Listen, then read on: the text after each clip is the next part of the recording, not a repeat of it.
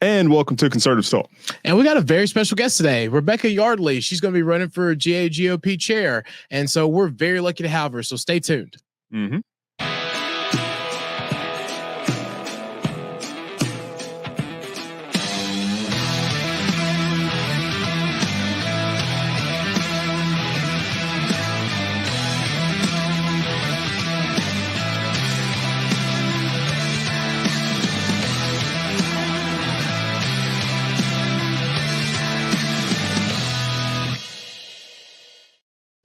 And so welcome to Conservative Talk. My name is Justin. And this is Jamie. And as always, we like to remind our viewers to make sure they're hitting the like button and the share button on all of the productions that they see on any of the platforms that we release our productions on, as well as hitting that subscribe button and making sure that they never miss a single episode of any of the content that we release.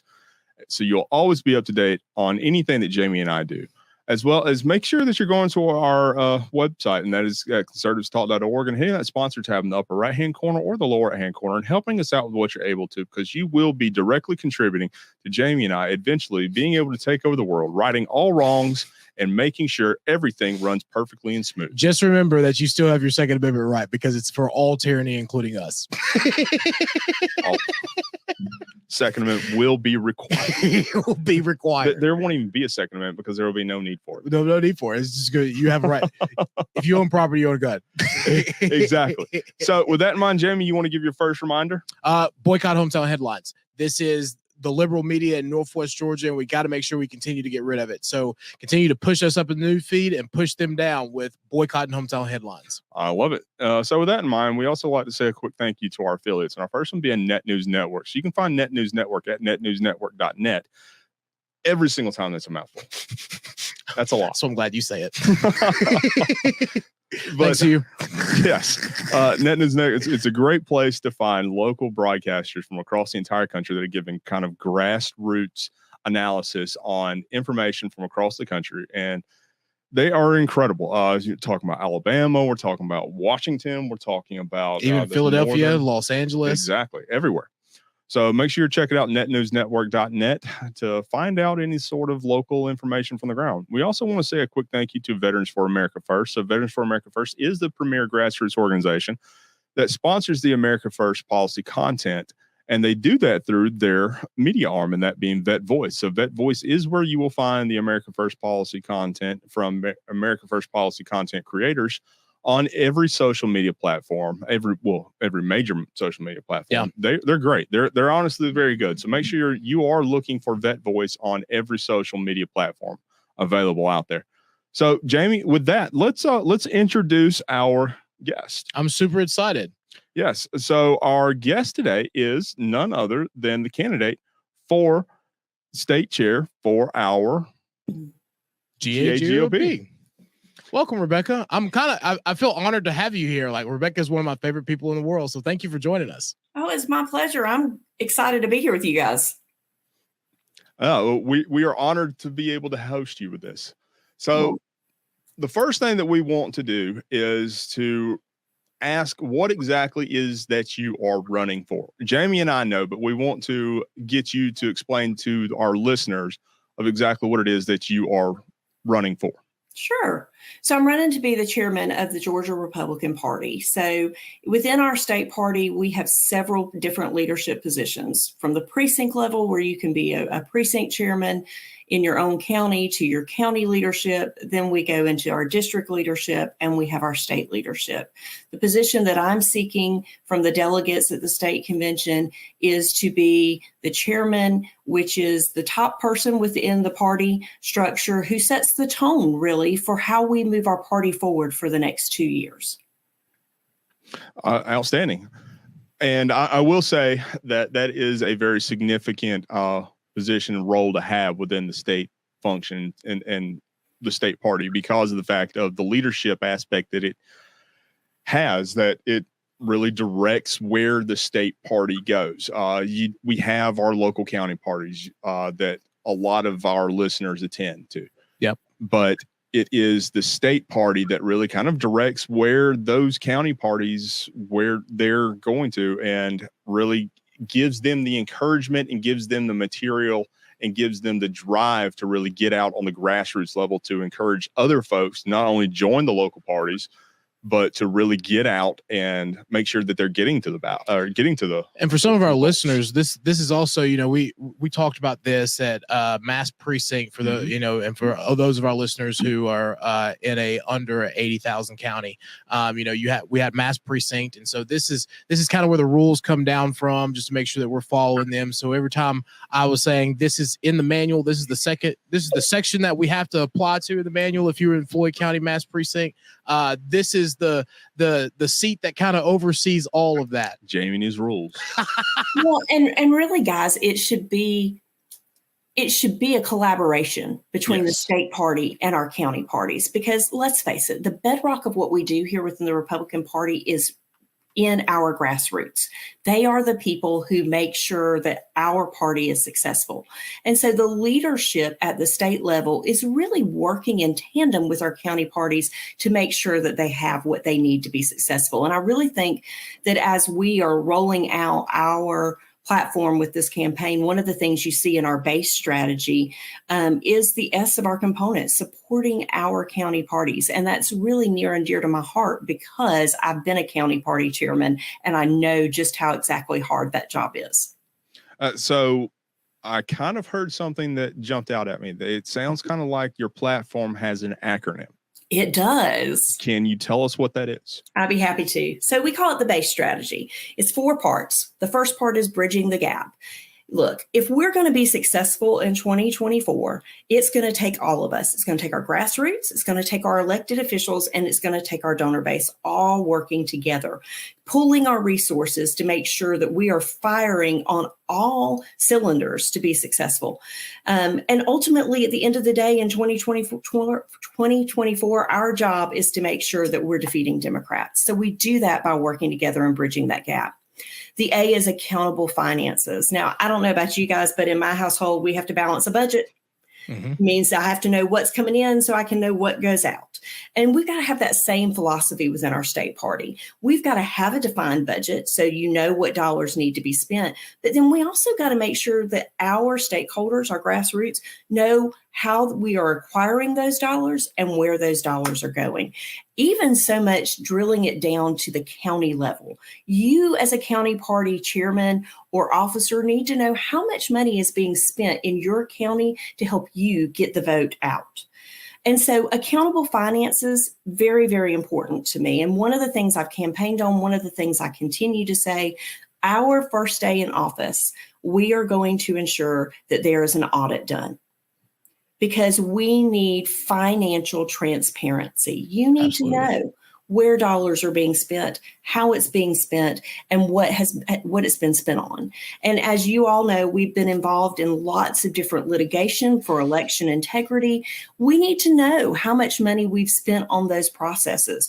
We need to know where we're spending our dollars as far as printed material goes. We need to know where we're spending our dollars as far as consultants goes. And more importantly, we need to make sure that we're getting a return on our investment for dollars that are spent. Makes sense.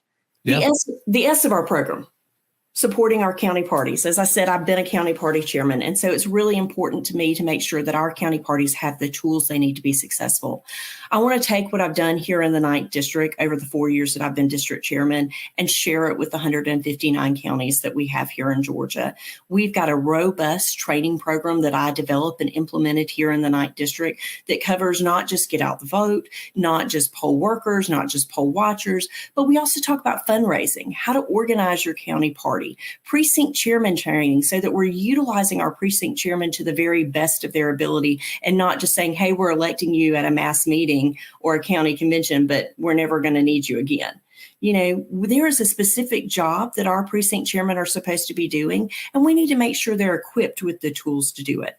And so as chairman of the Georgia Republican Party, our strategy is to make sure our counties have the tools they need to be successful. And that doesn't mean us telling them at the state party what they need to do to be successful. It's a collaborative effort. It's having conversations with county chairmen to say, tell me what you see in your county. Tell me what tools you think you need. Because let's face it, Republican politics is not a one-size-fits-all mentality. And so we've got to channel our get out the vote message in 159 counties to each of those individualized 159 counties. Because what we do in Floyd County is not going to work in White County, and it's not going to work in Liberty County or in Ben Hill County or Clay County in South Georgia. We've got to be strategic with the way we are spending dollars and giving our resources away so that we can ensure our county parties have the tools they need to be successful. And then the E, the only thing we are ever tasked with as Republicans, that is educating and engaging our voter base. That's our primary job. All day, every day, doesn't matter what we're doing. We are supposed to be engaging and educating our voters. And I believe we do that through a multifaceted approach. One, through minority engagement.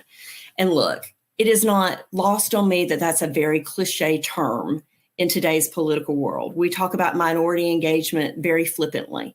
Here's the problem with that. So the Republican Party knocks on minority communities' doors during election time and we say, hey, we need your vote. And then we insult them because we never grace the doorsteps of those communities again. Look, we want our minority communities to be a part of the party.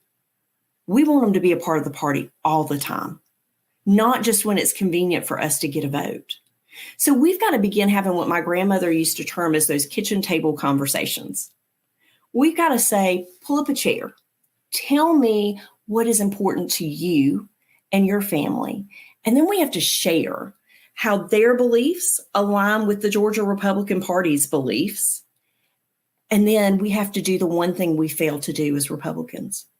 We got to invite them to have a seat at the table. Come join us.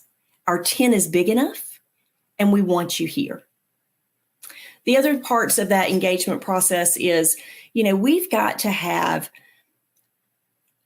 a robust and outgoing absentee ballot chase program. We can ill afford to leave anything out there on the table. And I'm proud to say that that's exactly what we did in the 9th District during the U.S. Senate runoff. We actually ran a robust absentee ballot chase program. We had a little over 8,700 ballots just within our district. We got all but 88 of those absentee ballots back. That's a 99% return. Wow. We can do that across the state. And we know we can do that because during that U.S. Senate race, or runoff race, myself and the 10th District Chairman, James Cooper, partnered together to chase ballots across the state after Georgia Victory told us that they weren't interested in doing it because they believed that it was not going to net us results.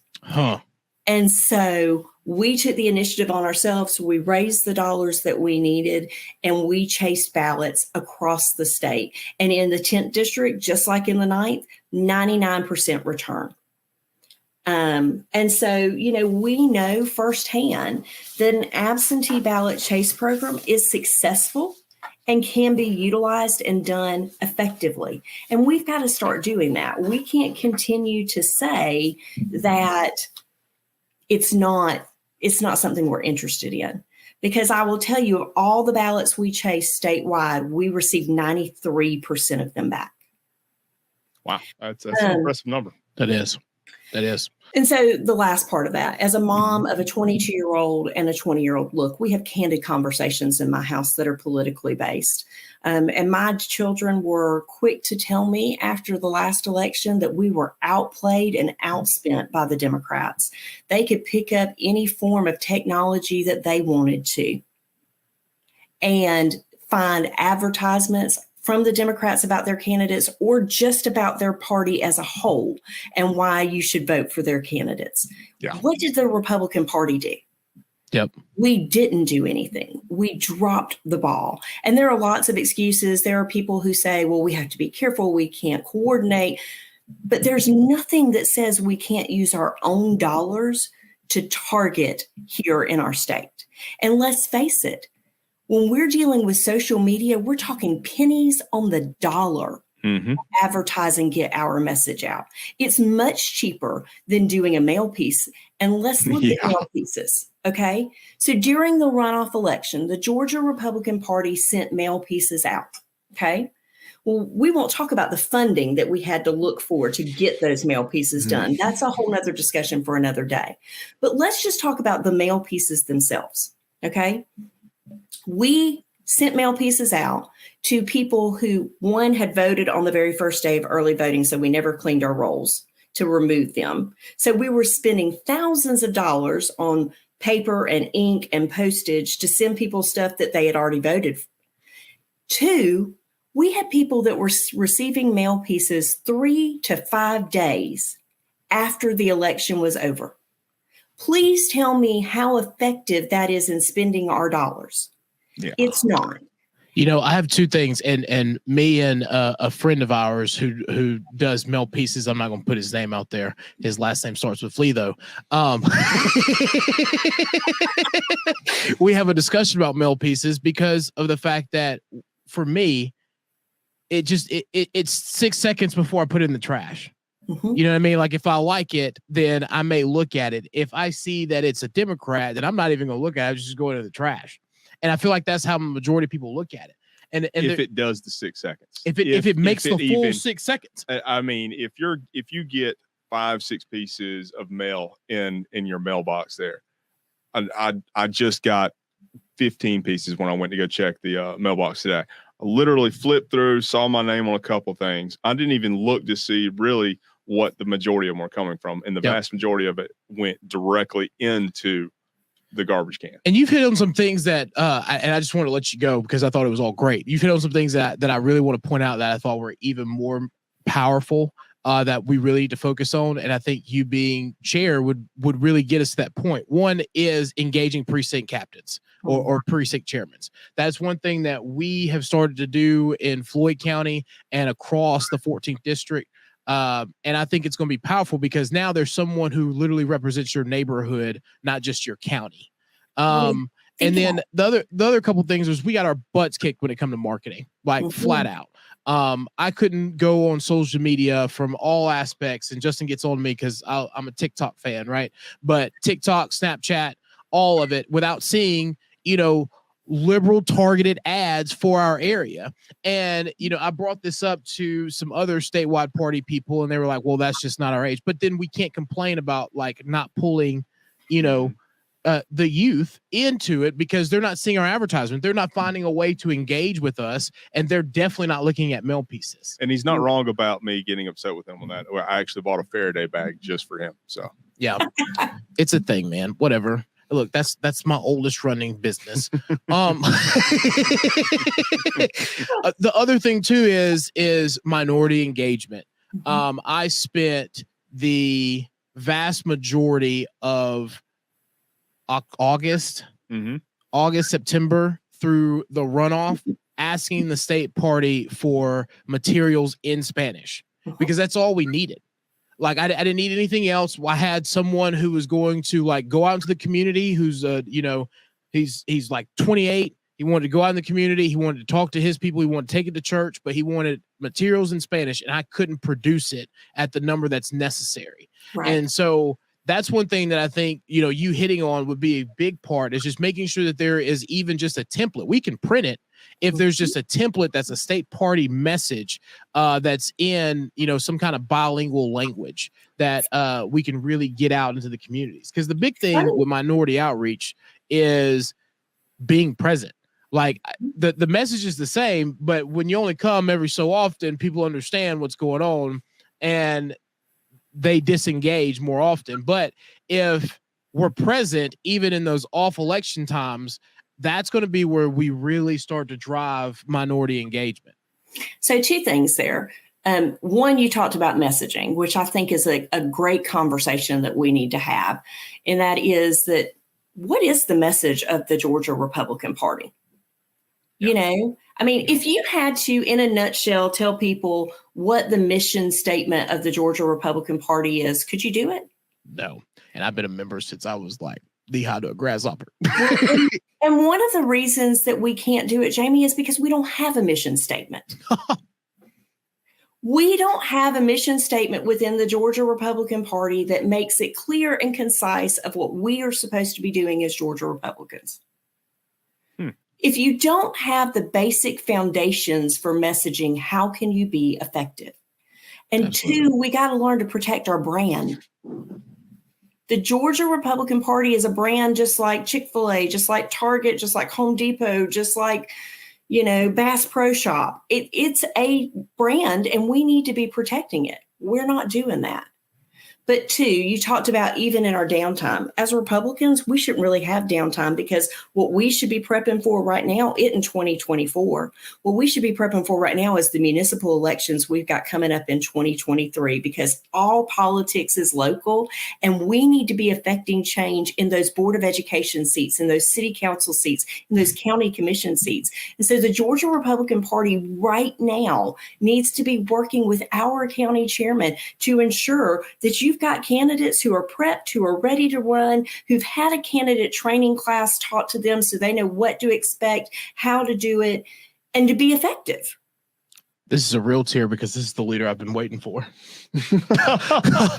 In all seriousness, because practice that in the mirror.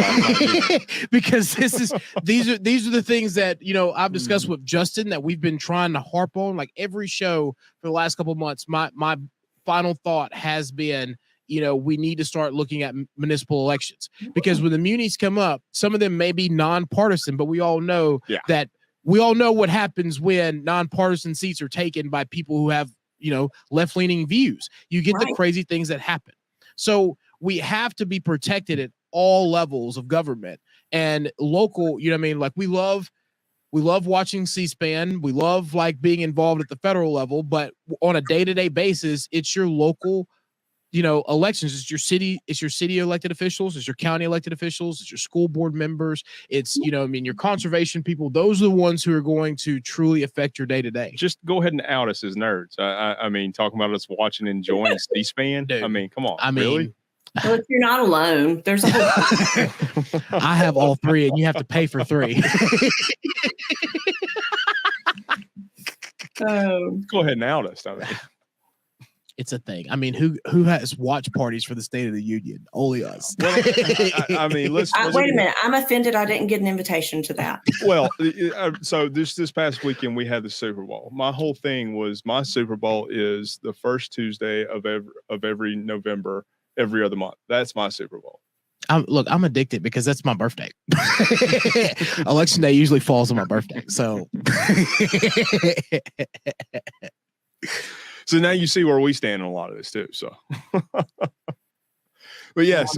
So one thing I wanted to ask, we have a chairman right now that is not going to be seeking re-election.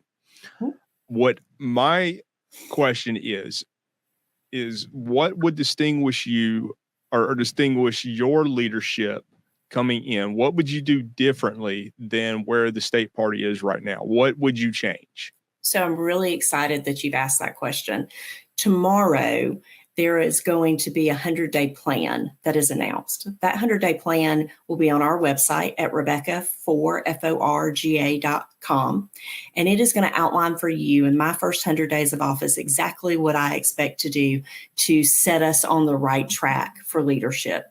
In that first 100 days, our members of our state committee can expect that they're going to have at least 2 meetings, because the Georgia Republican Party bylaws say that you'll have 4 a year. And let's just face it, our state committee members for the last 2 years have effectively been non-existent.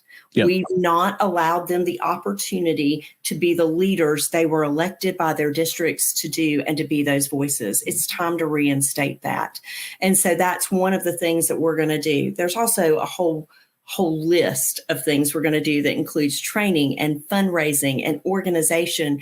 And so I really encourage people not to give anything away today, but to go to our website at rebeccaforga.com to get that information, because I think it's going to be insightful to you to see that, look, I'm not just saying to you, I want to be your chairman. I am laying a plan before you of what we intend to accomplish together. And I say that because that's what it is. It is all of us working together. I can't do it by myself. My shoulders are not that big. It's going to take all of us, our district chairman, our county chairman, our precinct chairman, and just motivating our grassroots so that we can be effective. Here's something else I'll say. Communication is key. And so for me, much like we have done our weekly newsletters with this campaign so that people know where I'm at, where I've been, what I've got going on, who's endorsing me, what they can expect, we're going to do the same thing at the state party when I'm elected as chairman.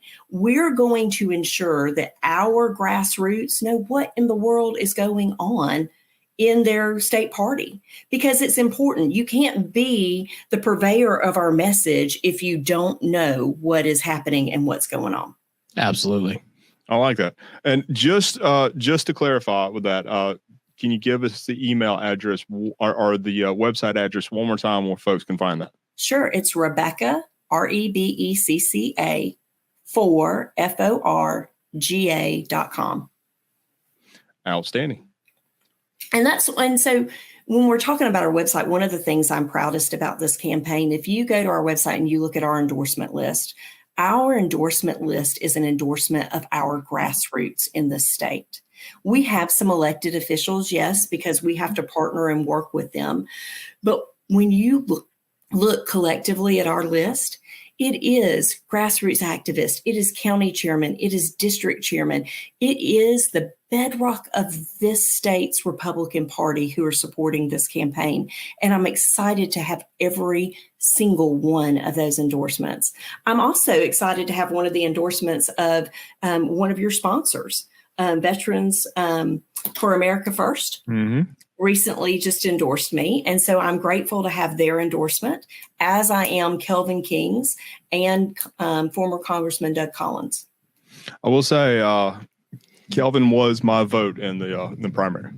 So I think that Kelvin is an up-and-coming rising star within the Georgia Republican Party who has an extremely bright political future before them and is doing some amazing work with his new nonprofit that he has started. Mm-hmm. I couldn't agree with you more. Great guy. Mm-hmm. Jamie, do you have any questions you'd like to ask? I don't really have any questions because I just, I know Rebecca. I just wanted to make sure that we had an opportunity to get her message out here to our viewers, because I think it's a strong one. And I think it's the direction that we really need to go in with the party. It gives good leadership. I think we were in a great place. We got better from where we were before our previous chairman, and we're going to get even better now. So I've been involved kind of at the state level really since about 2014, 2015. And we went from here to here to here. And now I think we're on the rise again. And so I think it's very important for our listeners up here in Northwest Georgia to hear who I believe is going to be our next chairperson. Well, with that in mind, so I do have one last question with this, and it's the fundamental question that every candidate is asked at any level that they're running for across the entire spectrum of politics in general. And that is exactly, why is it that you decided to get into this race? Why did you decide to subject yourself to what is going on? And let's be honest, this is going to be a contentious race. It's an open, we'll call it an open primary. It's an open seat. It's brutal. It can get ugly. Why did you decide to subject yourself to this? Look, I could have stayed right in White County in the middle of the 9th District and been perfectly happy. I've raised my children. I've got one in college. I've got one that just got married. My husband and I have our life that we live, and I could have been perfectly content to stay right here in the 9th district, the most conservative district in the state of Georgia. Whoa. She likes touting that. I'll tell you. just that much. By Look, that much. Just that much, but it's still that much. And, you know, a little friendly competition never hurt anybody. Hand grenades and horseshoes, Just right? Because the 14th is coming back swinging. Come on. Because we need to be that red wall that counteracts some of those Democratic votes. So the redder we are, the better. But listen, I could have stayed right here enjoying my life. But there were some serious conversations that were had, conversations within my family, conversations with people who are in politics, conversations with people who are not necessarily involved in the day-to-day political circles that you and I are in, but still watch politics from the outside, who reached out to me from across the state and said, now is the time that we need a change. And we've watched how you've led by example in the 9th district, and we want you to consider stepping into this role. And so lots of prayers, lots of conversations, weighing the pros and cons. And I believe now, more than ever, our grassroots deserves leadership that mirrors the expectations we have of our county parties. They desire somebody who is going to lead by example. They desire somebody who has the wherewithal to stand up to people and say, this is the rules and this is why we stand by them. They desire to have somebody who's not going to back down from a fight, who's going to dig their heels in, and they're going to roll up their sleeves, and they're not just going to direct them in how to have that fight, but they're going to fight alongside them to ensure we've got victory. And that's what I've been doing in the 9th district, and that's what I intend to do as the state party chairman. It is my desire to bring our party back together, to unify it so that we are working as one well-oiled machine with one intention, and that is to defeat Democrats, send a clear, concise message to this United States of America that we live in, that we are not a battleground state. Our conservative roots run deep, and we are here to win. Well said. Well said. And I guess my favorite part of that is you spoke about leadership by example, and that's where my heart truly lies. Being a veteran myself, we are always taught that the greatest aspects of leaders are those that lead by example, and that's a big part of it for me. Here's why a part of the reason why I'm not speaking much is because I know Rebecca, but I will say this, right? What really sold it on me with her getting ready to be our next chairman is I had saw someone had got her email and they were asking questions on Facebook. They tagged a bunch of their friends in a Facebook post. I screenshotted it. I sent it over. She contacted every single one of those individuals, and every single one of them kind of reached back out and were like reposted, and we're like, no, this is the person. That's a leader. That's what it takes to be a leadership in today's world, is not depending on not having someone on your staff, not having someone next to you do it, but you getting out there and doing the work yourself. And I thank you for that, because a lot of them are listeners of ours and are members of the 14th district. And we don't usually get involved in state politics. We don't usually know or have a relationship with anyone on, the state committee outside of our own county representatives. So having someone who's running for chair actually reach out to our individuals is big. Yeah, well, and I've always said I'm always a phone call away, and I must believe that, because on my literature and on my website is my phone number, my cell phone number that's with me all the time. And so, I'm happy to return calls and happy to have the conversations. I think that's how we move the needle forward, is by having those conversations. And sometimes they're uncomfortable. Let's just be honest. Sometimes they're not all laughter and everybody getting along. Sometimes they're the hard conversations. Mm-hmm. But here's the thing I will promise you as your leader. It is that I'm not ever just going to tell you an answer for the sake of giving you an answer. I'm going to have done the research. And if I don't have an answer, I'm going to get back to you, because I believe integrity, character, and honesty matters. That's good. That's well said. I like that. Thank you. Thank you, Rebecca. So I said I have one last question. So I do have one more. And this is something that, of course, is very predominant and prevalent within the party atmosphere, especially now. We see it a lot here in the 14th. We see it a lot in several other counties and districts across the entire state. We had a very contentious election, the past two election seasons, 2020, 2022. There were a lot of allegations of rampant fraud that happened there. And I'm not saying that it didn't happen. Yeah, we'll watch it. What I am, my question is on that. What is your stance on where you would take the party as far as election integrity goes, moving from 2020 forward? And I say that because, and I say 2020 forward because of the fact that I am personally myself, I am not one that looks backwards. I always look ahead. Where is it that you stand on moving forward with election integrity and moving the party forward in involving this issue? Sure. So let's address one thing first, and that is the fraud aspect of it. Okay. I said sometimes our conversations are comfortable and sometimes they're uncomfortable. We want people to believe that the first aspect of fraud in our elections occurred in 2020, and that's just not the case. Fraud has been happening in our elections going back to the founding of this country. Back to Reconstruction. Yep. Correct. The problem is that as Republicans, we had majorities. And so we weren't willing to acknowledge that fraud because we were in control. Why did we need to? As our margins have shifted and have gotten smaller, and in that diminishment, now we're going, oh, wait, we've got to look at this. We've spent the better part of a decade telling Democrats they were crazy for thinking there's fraud. And now all of a sudden, we as Republicans want to step up and say, yep, there's fraud. We've got to stop that hypocrisy. Okay? There is fraud in every election. Plain and simple. Now, what do we do to fix that? Look, I think SB 202 was a good start. Did it get us everything we wanted? No. I think there's much more to be gained and more work to be done. I think that the Election Integrity Task Force that was started by the Georgia GOP was a step in the right direction. I know that when that committee worked, they had a document that was almost 20 pages in length, if I'm not mistaken, that they gave to the legislature. The legislature took some of those ideas and put them into SB 202. Other ideas they did not.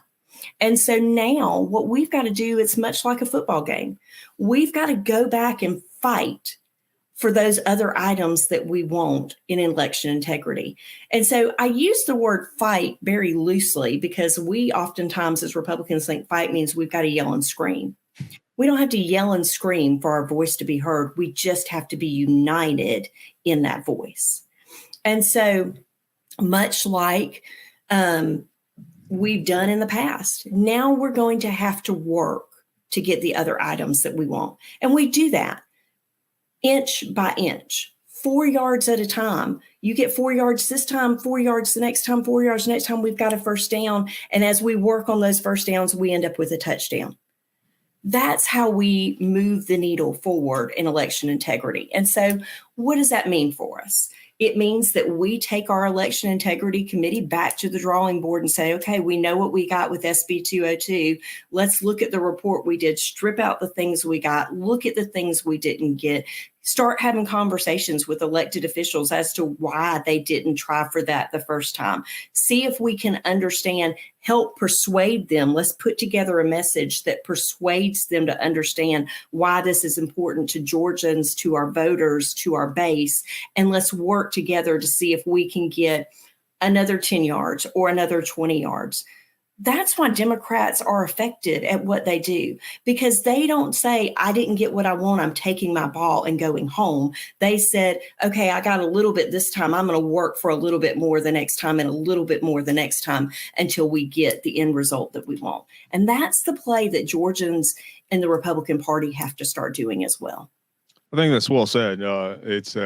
Politics in general is a game of inches, and the Democrats have been very effective in that over the past several decades, and it's something that we need to take a leaflet from what they've done to really emphasize and get back where we are the ones that are really leading the country and leading the citizens across the nation. And we talk about that in local government all the time. Oh yes, very much. When you go in for resolutions, ordinances, any form of regulation, you go for the bulk of it, but then by the time it's tailored back, you just want to make sure that it becomes law, because then you can come back and revise, add, amend, things of that nature. And that's a great outlook for when you start looking at election integrity, because for too long we've gone, okay, well, we didn't get it this time, we need to stop all elections. When the reality is now is the time to come back and tackle drop boxes.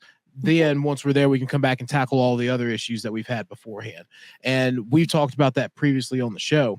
And so it's good to see that, from the top down, we can work on that as a whole and have one message that we can get to, the majority in the assembly.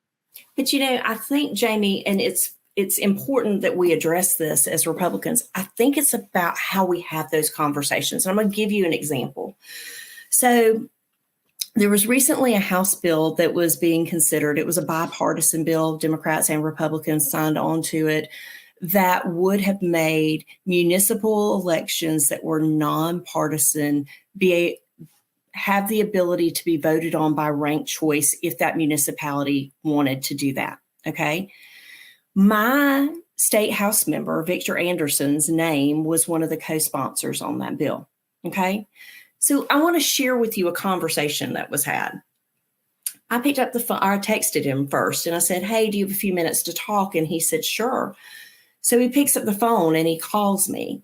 And I didn't start the conversation by yelling at him and saying, what are you thinking, you crazy idiot fool? We can't have ranked choice voting. That's not how I started our conversation. I said, Victor, I said, I see that your name is a co-sponsor on this, and I really would like to try and understand why it is that you signed on to it. And then I have a couple questions, like what you think would be a long-term result of this issue. Because look, let's face it, as we just said, you go in, you make amendments and you make changes. And so while this is nonpartisan municipal only elections now, if the county wants to do it, or the city wants to do it, that doesn't mean that it wouldn't get changed to be partisan elections, or that it couldn't affect a House race or a Senate race or even a statewide race at some point. So let's look at what the long-term effects of this potential bill might be. And so we had a very nice, very congenial conversation. He shared with me his thoughts, and I shared with him what I had heard from the grassroots on their version and their ideas of ranked choice voting and how they're not in favor of it. And so, he thanked me for my advice, and we hung up. The next day, I get a text message from him, and it goes a little something like this. I just want you to know, I'm grateful for your wisdom. I heard what you had to say. I am pulling my name from this bill on Monday morning. My question to him, aside was from great, I'm glad to hear that. My next question was, what made you decide to do that? Here's the response he said, because I listened to my constituent base. You see, our elected officials will work with us and they will listen to us when we're not yelling and screaming at them. They will listen to us when we're having conversations and we're acting like rational human beings.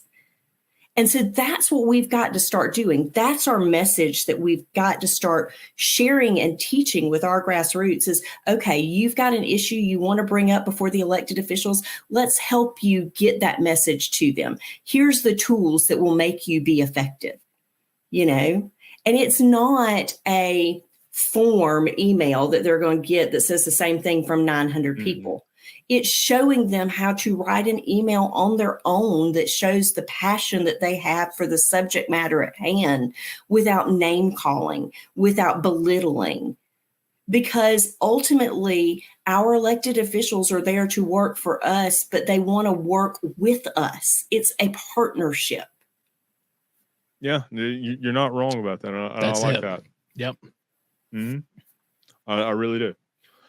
So I want to again. I want to sincerely thank you for coming on and joining us with this. And I do believe that a lot of folks throughout Northwest Georgia and North Georgia across the state really are going to like what you have to say with the messaging that you're doing with this, and we sincerely want to help in spreading this because I really like what you've had to say with a lot of this. I honestly really did. Say, aren't you glad at this? Well, I'm the one that suggested it. So. Oh, don't start now. Well, I'll play back the recording. How about that? I'm honored to have had the opportunity to come on here with you guys and to do this. I think that, conversations like this are how we change the face of the Georgia Republican Party. And, now is the time for people to be involved in our grassroots movement. And our convention process is the perfect way to make that happen. And so for anybody who's listening, they can call me. 770-572-1198. It's out there. Pick up the phone, call me. I'm happy to have conversations with you. But 2, I would love the opportunity to earn your vote at the state convention, June 9th through the 10th, because it is not lost on me that your vote is valuable and it's important, and it shouldn't be given to just anyone who's willing to make promises to you. It should be earned by somebody who's willing to show you results. She's brave putting it out there like that. I like it. I really do. Well, Ms. Yardley, again, I want to say thank you for coming on and joining us with this. And if you wouldn't mind sticking around for just a little bit longer with this, Jamie and I are going to close the show out for in our normal fashion with this, and would like to have a few words to say after this as well. So if you wouldn't mind sticking around for a little bit longer, we would sincerely appreciate it. Sure. All right.